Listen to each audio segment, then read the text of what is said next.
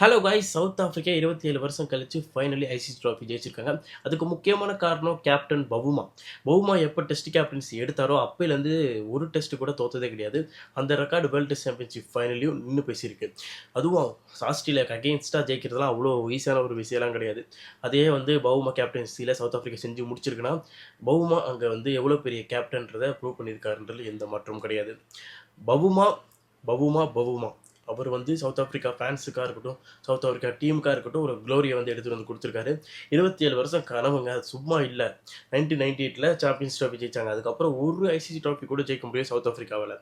யாரோ கேப்டன் மாறுறாங்க, என்னென்னமோ நடக்குது, செமிஃபைனல்ஸ் வராங்க, ஃபைனல்ஸ் வராங்க, என்னென்னமோ பண்ணுறாங்க. ஆனால் அந்த ட்ராஃபின்ற ஒரு கனவை மட்டும் எட்டவே முடியல. அப்படிப்பட்ட சவுத் ஆஃப்ரிக்காவுக்கு அந்த க்ளோரியை எடுத்துகிட்டு கொடுத்தது, ட்ராஃபி எடுத்துகிட்டு கொடுத்தது, 27 வருஷம் கனவு, அவங்களுடைய எமோஷன்ஸ், அந்த ஃபீலிங்ஸ் எல்லாத்தையுமே, ஹாப்பினஸ் எல்லாமே கொண்டு கொடுத்தது பவுமா கேப்டன்சியில் தான். பவுமா அந்த ஒரு டெம்பா பவுமான்ற பேர், டெம்பா அவங்க கிராண்ட்மாவோட பேரா.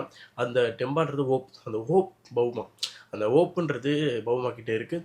பவுமா கிட்ட அந்த கேரக்டர் எனக்கு ரொம்ப பிடிச்சிருக்கு. அது எப்படின்னா, எல்லா சூழ்நிலையிலும் ஒரே மாதிரி ரியாக்ஷன் தான். இப்போ ஜெயிச்சதுக்கப்புறம் கூட அவரோட ஃபேஸில் ரியாக்ஷன் இருக்கும் எதுவுமே கிடையாது. அந்த ஃபோட்டோ அப்போ பிடிக்கும் போது சிரிச்சார், கொஞ்சம் இது பண்ணார், அவ்வளோதான். அவர் எப்போ இருக்க எல்லா டைமும் ஒரே ரியாக்ஷன் தான். நீங்கள் நோட் பண்ணியிருந்தீங்கனாலுமே கரெக்டாக தான் இருந்திருக்கும். பெருசாக எந்த ரியாக்ஷனும் கொடுக்க மாட்டார், பெருசாக எந்த அக்ரெஷன் கிடையாது, பெருசாக எதுவுமே கிடையாது. வருவாப்பில் நீட்டாக கேப்டன் பண்ணுவாப்பில், கரெக்டாக ஐசிசி ட்ராஃபி எடுத்து கொடுத்துட்டாப்புல சவுத் ஆஃப்ரிக்காவுக்கு. பிளேயர்ஸ் எல்லாம் எமோஷனலாக இருக்கிறது பார்க்க முடிஞ்சு, ஏபிடி வில்லியர்சன் ஸ்டாண்ட்லேருந்து எமோஷனலாக இருக்கிறது பார்க்க முடிஞ்சு. ஏன்னா 27 வருஷங்க அவங்களும் சவுத் ஆஃப்ரிக்காவை தான் விளையாடிருக்காங்க. பழைய பிளேயர்ஸ் எல்லாம் ஒவ்வொரு பிளேயர்ஸும் அந்த ட்ராஃபி அடிக்கணுன்ற கனவோட தான் விளையாடுவாங்க. ஒவ்வொரு முறையும் தவறிட்டே இருந்துச்சு. ஃபைனலாக பவுமா கேப்டன்சியில் ட்ராஃபி எடுத்தது ஒரு செம்மையான ஒரு மகிழ்ச்சியான ஒரு விஷயம்.